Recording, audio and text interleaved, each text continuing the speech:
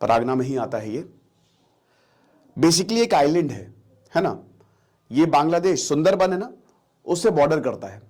आप बोट पे ही यहां पे जा सकते हैं, बहुत ही खूबसूरत जगह है। अब यहां पे टीएमसी लीडर शाहजहां शेख, उसका गढ़ है ये। शाहजहां शेख 1 महीने से फरार है।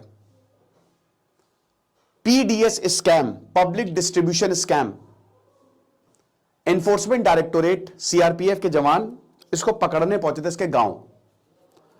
बोला गया कि ये जो बंदा है, ये जो आदमी है, इसने भयानक लेवल पे स्कैम किया है। क्या स्कैम किया है कि जो सरकारी राशन आता है ना, वो इसने बेच दिया।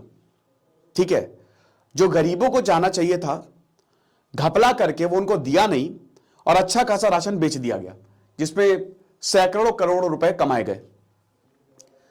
अब उसी स्कैम से रिलेटेड एनफोर्समेंट डायरेक्टोरेट इनको गिरफ्तार करने पहुंची 5 जनवरी को। एनफोर्समेंट डायरेक्टोरेट पहुंची, घर पे ताला वाला था, घर के अंदर ही था ऐसा बोला गया। एकदम से 1000 के करीब लोगों ने हमला कर दिया ईडी पे, जवानों पे। वो अपनी जान बचा के भागे वहां से। और तब से लेकर अभी तक 1 महीना हो गया है, 1 महीने से ज्यादा हो गया है, शाहजहां शेख अभी तक मिला नहीं है। दूसरा संदेश खली, अब यही शाहजहां शेख इससे रिलेटेड है। एक औरत यह बता रही है कि टीएमसी लीडर्स जो थे, ये स्पेशली शाहजहां शेख के जो सपोर्टर्स थे, वो यंग वुमेन को ढूंढते थे, सुंदर लड़कियों को ढूंढते थे, शादीशुदा हो नहीं हो फर्क नहीं पड़ता, और उनको टीएमसी ऑफिस ले जाते थे, और जब तक वो सेटिस्फाई नहीं हो जाते तब तक उसको रखते थे।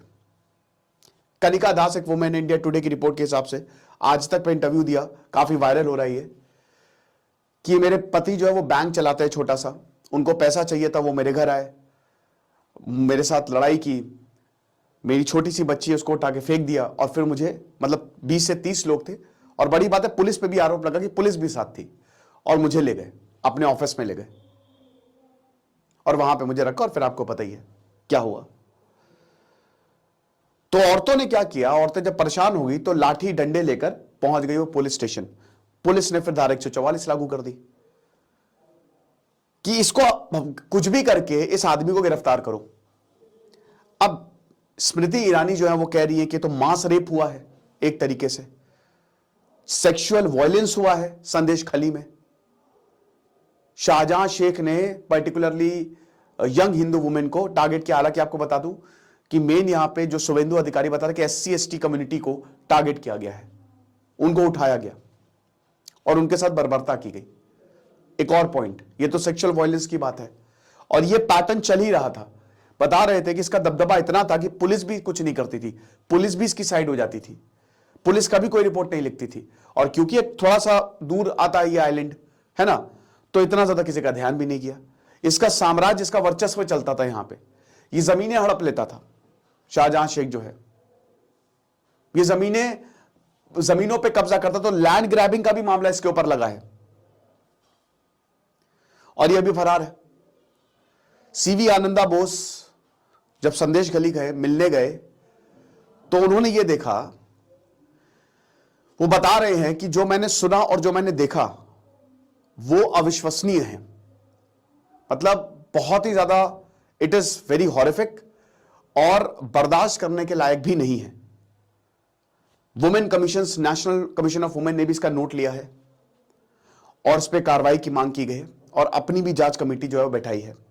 ममता बनर्जी कह रही हैं कि जो भी इसमें परपेट्रेटर्स हैं, जिसने भी ये वायलेंस किया है, जो भी इसमें शामिल है, उसको गिरफ्तार किया जाएगा और उनको जेल के अंदर डाला जाएगा। ये हमारा वादा है आपसे। तो ममता बनर्जी काफी सपोर्टिव दिख रही हैं इस चीज को लेके। शुभेंदु अधिकारी कह रहे हैं, जो बीजेपी के लीडर है, वो कह रहे हैं कि 24 घंटे के अंदर अंदर आप गिरफ्तार करिए इन लोगों को। 24 घंटे का अल्टीमेटम है CV आनंदा को, जो गवर्नर है बंगाल के, और ममता बनर्जी को। इस तरीके की जो चीजें हैं वो एकदम बर्दाश्त नहीं की जाएंगी। स्मृति ईरानी ने ऑलरेडी काफी ज्यादा हमलावर है वो। लेकिन दोस्तों ये बड़े लेवल पे है, हमको पता है चीजें छुपाई जाती हैं, कई बार ऐसा होता है बाद में पता चलती है।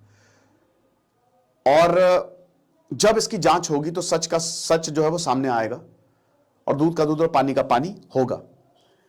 तो शाहजहां शेख जो इसका रिकॉर्ड बहुत अच्छा नहीं रहा है, ठीक है।